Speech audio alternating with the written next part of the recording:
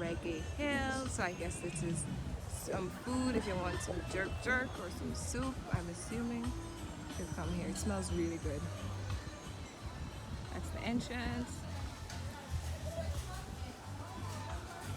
Over here you can go and dine, I think, but it's reservations only. But it's a really nice place. A nice chill spot. Really.